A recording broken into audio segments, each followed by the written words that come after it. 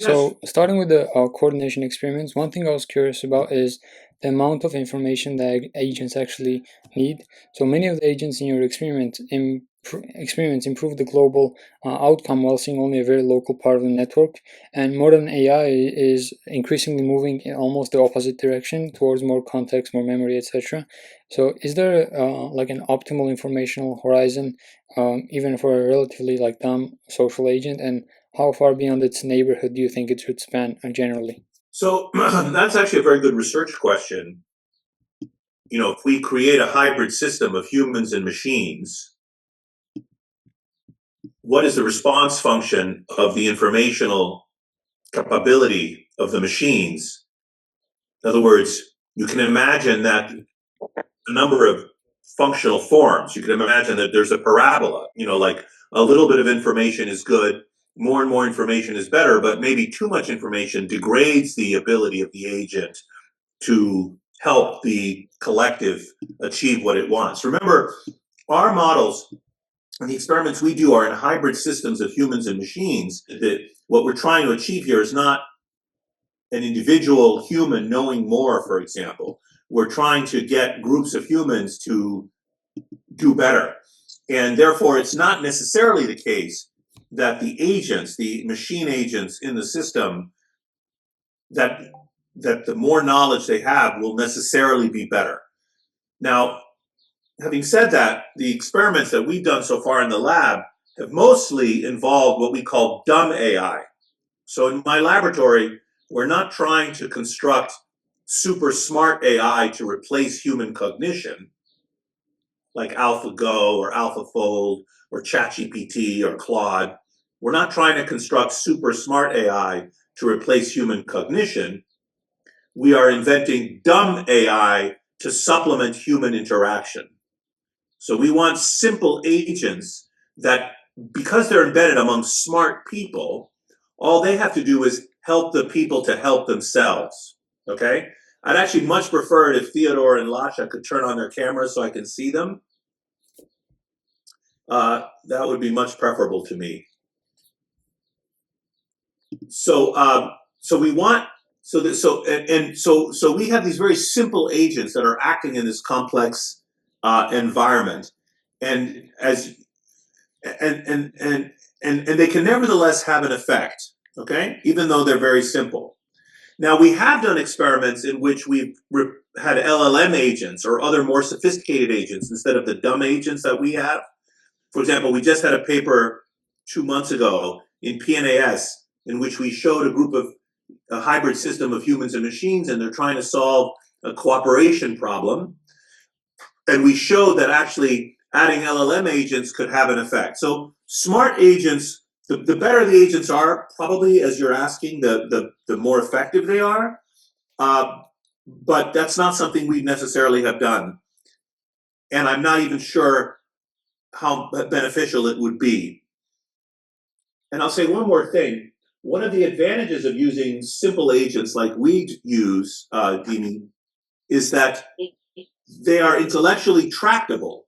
We know what they're doing, whereas with LLM, and then we can tell human beings what to do. So if we could use this model of humans and machines, learn how certain behaviors by certain agents in the system improve the performance of the system, and then go to other groups just of humans, so not humans and machines, just humans, and then tell them, oh, this is what you should do, and we can use words to describe that. Whereas if you had complicated, like LLMs as the agents, there's no way I could tell you what ChatGPT is doing because we don't even know what ChatGPT is doing, okay? Did I answer your question? Mimi, did I answer your question? Yes. No. Yeah, the second thing I was really interested in was the noise, the result of the noise in particular. So, do you think is there in-depth connection between the beneficial noise in the coordination experiment and the wisdom of the crowd effect, which I've done like research on in the past? Because in both cases, it seems that collective intelligence seems to depend partly on divergence of opinions, and whether that be due to randomness or different data sources, they both result in more accurate results. So do you think that would be something that, like, those two are related? Yes, yes, absolutely, they're related. And of course, the key thing is that with the wisdom of crowds effect is that the opinions by the individuals are independent of each other, are expressed independently, right? If there's dependence, then you get the folly of crowds, right? You get herd effects. Everyone follows everyone else. So the famous experiment that was done, 100 years ago by Galton was, people were guessing the weight of a cow, the meat coming from a cow, and he found that while, I don't know if there were a few couple hundred guesses or something, most of the guesses were nowhere near the weight of the cow. But the average weight of the cow, the average guess was very close to the weight of the cow. This paper was published in Nature over 100 years ago by one of the founders of modern statistics. And so the reason for that is just as you mentioned, which is that, the signal gets enhanced, but the noise, it's the real underlying signal, gets enhanced when you average across responses. But the noise, which is random, cancels each other out. So you can enhance the signal by averaging. But it has to be independent.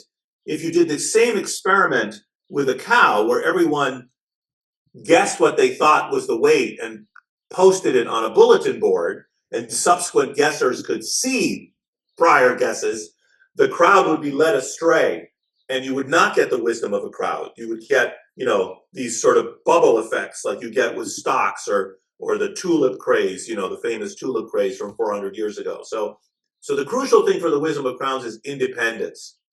And our noise experiment is related to this. That we show that adding a little bit of noise can enhance the exploration of the solution space. So the ideas are related, yes, but in our experiment, you also have to understand that what we were doing there is similar to other phenomena in the natural world. I don't know if you guys know about this, like when you add heat or a catalyst. You must have learned in chemistry that you have an activation energy and you have to add heat, but then if you add a catalyst, the activation energy is lower, right? You don't need as much heat to get from, even though this state of the chemicals is preferable to this state, you have this energy that you have to go through this hill before you get there. And if you add a catalyst, you lower that hill. Well, noise is sort of like catalysis in chemistry, or heat, like moving the particles around, or like mutation in biology. If you've thought about it, you probably learned that too much mutation will kill an organism, right? Too much noise in, the intergenerational, recoding of DNA from, parents to the children. If there are too many mutations, then the offspring dies. But maybe you thought about, or you should have thought about, well, what if there's no mutation at all? Well, that's not very good either if there's no mutation. Because if there's no mutation at all, the organism cannot ever change in response to its environment. So a world in which there is no mutation means that an organism, a species, will go extinct, because if the environment changes, the organism cannot evolve to cope with the environment. So it turns out in biology, there's a kind of optimal level of mutation, not zero and not too much, sort of a middling level of noise. And also, you may know, in search, in search for information, in computer search, you want a little noise. Anyway, this is a general phenomenon where a little bit of noise helps unlock a solution and the achievement of a global optimum, a little bit similar to the wisdom of crowd effects. Did I answer your question? Absolutely. I wanted to mention that a student from your school stayed with us here in Vermont a few years ago. She was part of this exchange program that the United States Department of State used to do. And when you guys contacted me, I asked her if you guys were at the same school. And her name is Mariam, and I'm trying to remember her last name, but it's very good to be connected to you independently twice to students from the same school in Georgia. Yeah, we're actually finishing. We're actually graduating this year. So and there also seems to be like an interesting tension between the coordination experiment and the word, like the creative word experiment in the lecture. Well, because in the coordination task, the disagreement and noise can actually help the group escape a bad equilibrium, while in the creativity experiment, transmitting relatively similar ideas can actually sometimes outperform transmitting distinct ideas or more unusual ones. So is that difference, do you think, is related to the system they're optimizing? So for example, in the first case, they're basically like optimizing for tasks, like task solution and like pure intelligence, while in the second one, they're more optimizing for creativity. So do you think like those two are separate in terms of their nature of noise and how like disagreement works in pushing them towards accuracy?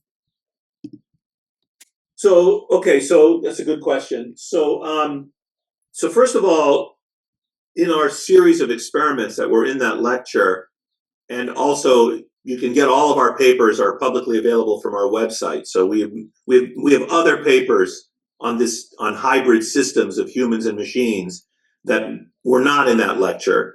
And if you go to humannaturelab.net, our website, and click on publications and then click on hybrid systems as a topic, you'll see all of our papers, and they're freely downloadable. So you can get more technical details and more information. First point. Second point, all of these papers, what they attempt to do is we attempt to create different collective action challenges: coordination, cooperation, communication, navigation, evacuation. These are all different challenges that humans as a group face. And so they're not all, they're different. It's not the case, for example, that noise, which may be helpful in coordination, might not be helpful in cooperation or in communication.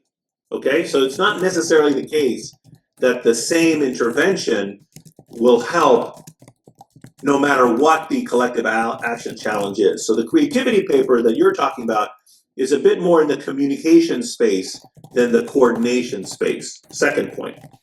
Third point, one of the reasons you're correctly connecting these ideas, you're saying, look, Nicholas, in the coordination challenge, these noisy bots which share dissimilar, which try to add dissimilarity to the system.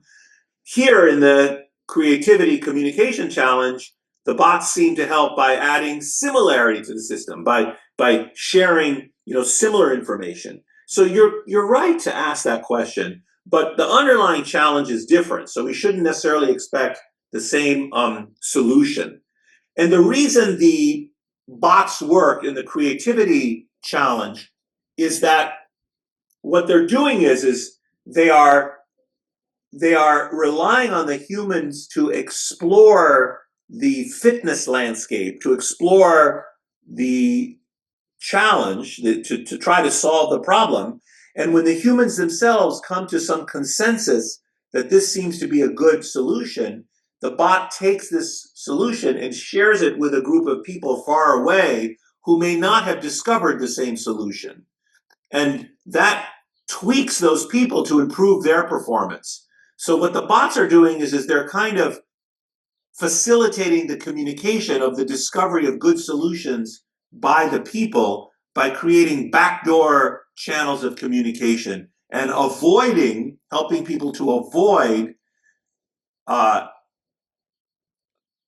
herding onto a suboptimal solution. I'm giving you fairly technical answers because your questions are pretty sophisticated for high school students, but if I'm answering at too abstract or technical a level, No, it's yeah, we understand. I think I understand. you understand. I can get the sense you understand. You guys are really smart. Thanks. I think I'm very impressed with a level of education in high school in Georgia. thank you very much. God. If you guys wind up in the United States, contact me. Maybe you could work in my lab. Absolutely. I think Theodore has a question. Yeah. So on the cooperation experiment, I think there may be a broader institutional parallel drawn there. So laws often shape behavior indirectly by altering incentives. So individual actions produce a particular social equilibrium, and your lectures show that you can also alter outcomes by changing network structure, information flow, or some strategic variables. And so, with the introduction of AI, and as these things become technologically possible at a larger scale, how should we think about the relationship between network engineering and law, and can technological advances be used en masse on these So I kind think of what you're topics? asking is, once again, we did a simple experiment involving a simple bot that is in the background rewiring the network, and we showed that it could affect the equilibrium, the ability of a group of people to solve a problem. And I think what you're asking is, as we have more and more machine agents in our midst, could it affect the collective action of large populations of humans, for the better or for the worse? And I think the answer is yes. We But it's complicated. So yes, I think these agents are having effects on our social interaction. So think about you guys. When you were when I was your age, when I hung out with my friends like you guys, we'd have to get together face to face. So we have a real face to face social interaction. And I had one or two best friends, and four or five of us guys hung out together in a group. But you guys probably use Discord servers or TikTok or Instagram, or you don't get together face to face as much. And I think that's harming you. I think actually that is making you guys less well off psychologically and otherwise. I think that, for example, there's a big in the United States, and I know in Georgia, there's a big crisis of boys and girls not knowing, for example, how to flirt with each other, because they don't have the kind of face to face interactions that were common in my generation, for example. So there are absolutely ways that these types of machine mediated communication is modifying social interactions in a way that could be better or worse. Mostly worse, I think. But there are fundamental aspects of human social interactions which cannot be changed by technology.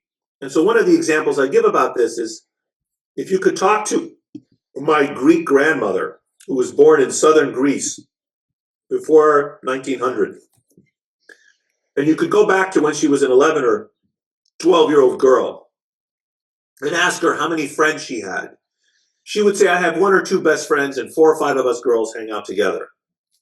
And if you ask my daughter, Lena, that same question when she was 11 or 12, she would give you the same answer, even though she had an iPhone in her pocket.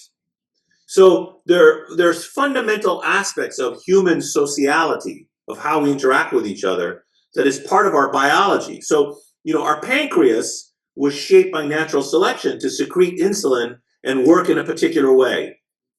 It's true that we've changed our environment to everyone becoming overweight and fat, and we have what's called an obesogenic environment.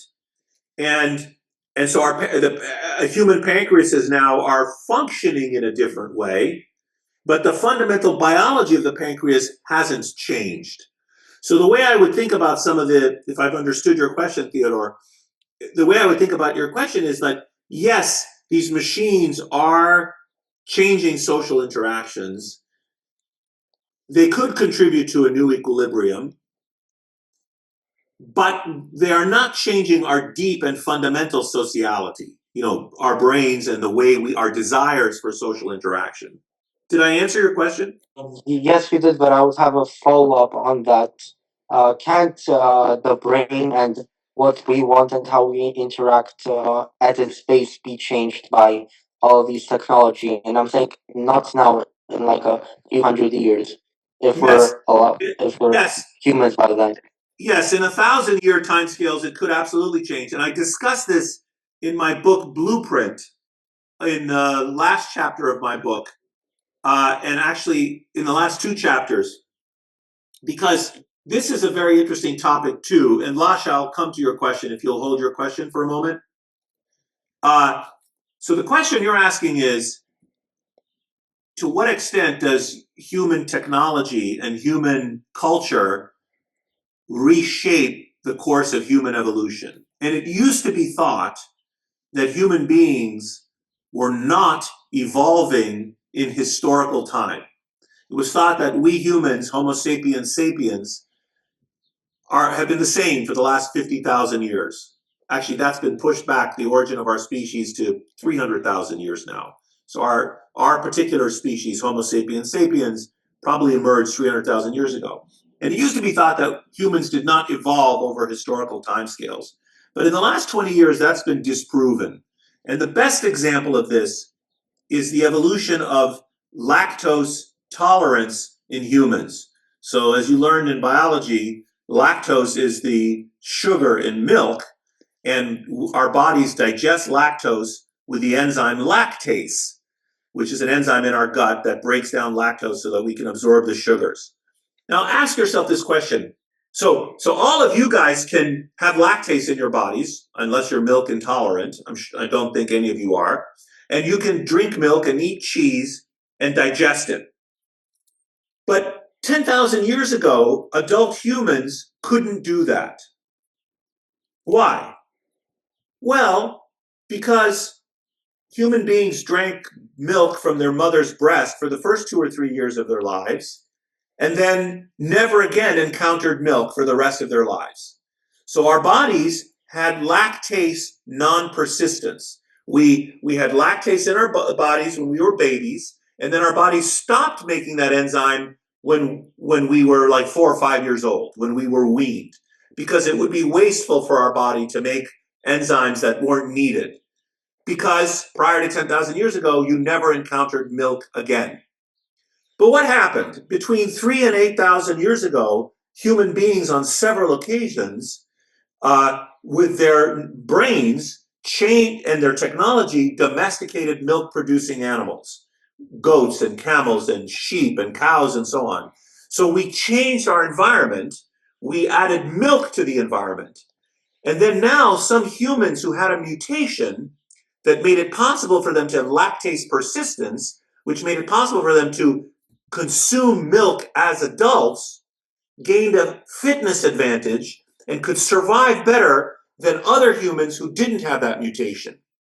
So all of the billions of people on the planet today who have different bodies than they would have had if we hadn't domesticated milk-producing animals, is because of this historical and technological phenomenon. So, for example, this is a simple example of the question you asked, Theodore. The question is, do things humans do to change our environment change the course of evolution over 1,000-year timescales, not over 50-year timescales, but over 500-year, 1,000-year timescales, to give us different bodies? And I think the answer is yes. So I think with AI, I think with climate change, I think with modern medicine, people who are treated for conditions that you would have died 1,000 years ago or 100 years ago. Now you survive, and those genes which would have killed you are transmitted to the next generation. So the bodies that people have, or these glasses that you and I are wearing, Theodore, you and I would have been killed by lions 10,000 years ago, and we wouldn't have reproduced or made children. And so, but humans are becoming more myopic because of medieval lens grinders, because of the invention of these glasses. The humans that are alive in 500 years or 1,000 years from now are going to all have worse eyes than they otherwise would have had. Do you understand? Did I answer your question? Did he say yes, Dimi? I can't hear him. Yes. Okay. Lasha, you had a question. No, I had the same question, actually. I had the same follow-up question. Oh, Great minds think alike. Okay.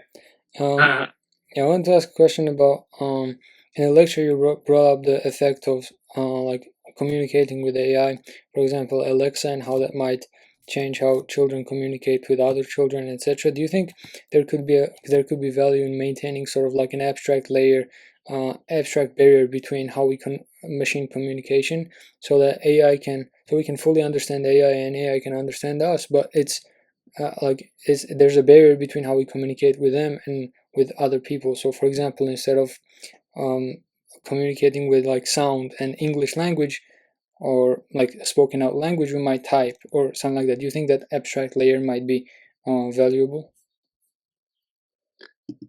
Yes, I think it could be valuable, but that's an example of a broader topic, which is how are we going to, if at all, are we going to regulate AI?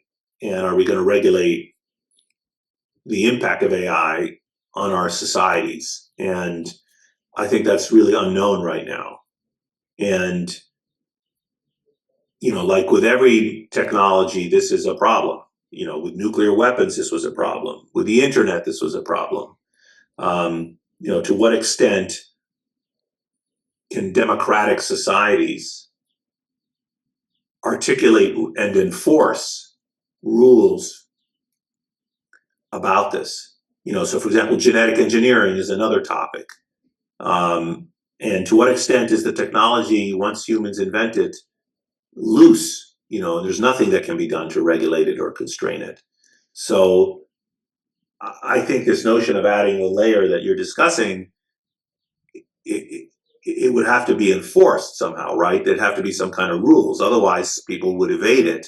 Not everyone would agree with you or me, let's say. So, so I don't know the answer to that. Like, I don't know how we're going to regulate AI. I think it's still very early. And I also had a question about the robot and the 4 people, so 3 people and 1 robot experiment. So in that experiment, you mentioned I'm sorry, which experiment? Like when 3 people were working and there was also a robot which showed vulnerability. Oh, yeah. Yeah, so in that experiment, it showed that when the robots showed vulnerability or made some sort of jokes or etc., the humans would be able to communicate better and work together better. So my question is, do you think over time, because robots don't have any cost to show vulnerability, like people need to, for example, lose something or be in a specific situation to show vulnerability, do you think the lack of cost for robots to show vulnerability will then lead to the vulnerability losing its signal, and then that basically losing signal?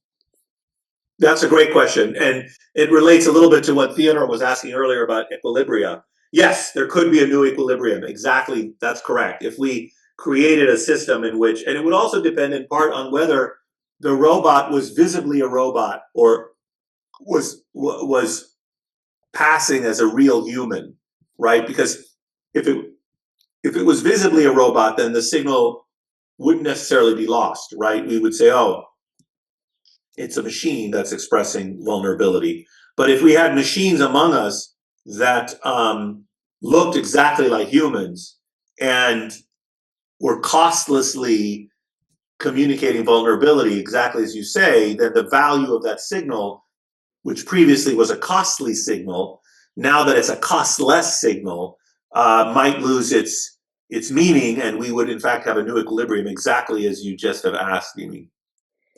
And on the talks of new equilibrium, there's also been of course, the AGI idea and etc., where machines surpass people in intelligence. Do you think there might be a flip in roles of humans, like humans becoming quote unquote dumb AIs, which can then influence the relationships between AIs if they become smarter than us? Yeah, I had a question. I had a very disturbing conversation with a psychologist, a professor of psychology at Dartmouth, about this question. And a little bit like, the Terminator and Skynet. And I was making the argument that we should pull the plug on these machines, that I don't want to be subordinate to the machines. And he was like, why? I mean, what makes you think you're so special? He was basically making the argument it would be fine if we were slaves to the machines. And this struck me as just absurd. What are you talking about? These these are machines. They work for us. How can you say that we work for them? But he was challenging me to make a philosophical argument about this. Like we don't think twice about domesticating horses and making them work for us. What is our moral standing? So, I reject the idea, to be very clear. I'm absolutely not saying that, machines have equal moral standing to humans. But, his perspective challenged me to think about what is the basis for my belief. Like if these machines truly are more intelligent and maybe ultimately in some sense even have a soul, why would we be superior to them? And there's lots of science fiction about this. That in some in 100,000 years there are worlds ruled by machines, and they look back at the period of time in which they were invented by organic matter, by us, and then they until the superior life form, the machines, come to pass, and we were just a state that they transited through on the course of evolution, much like we think about Australopithecus. We think about ancient hominids as primitive, that we transited through that state, and now look at us. We're so important and wonderful. In 100,000 years, machines may look at you and me and think, oh, we transited through that body form and we transcended it. So, I'm very disturbed, obviously, by these ideas. I'm going to run out of time in a few minutes. I don't know how much more you guys want to talk. Yeah, I had just one last broad question. It's just, given how quickly the field is evolving and like all these technologies are evolving, is there any what advice would you give like young students in the field to maybe study, or maybe even like generally, not even about these topics? Well, you three are three of the most extraordinary high school students I've ever seen. The quality of our conversation is extraordinary, and you obviously are getting an excellent education, and you're obviously, you're very smart, and you're seeking out knowledge. So I think continuing to do what you're doing is exactly the path. I absolutely think that AI is going to change the landscape of employment and contribution for your generation. Many people believe, and I believe too, that being able to do things with your hands is going to become very important.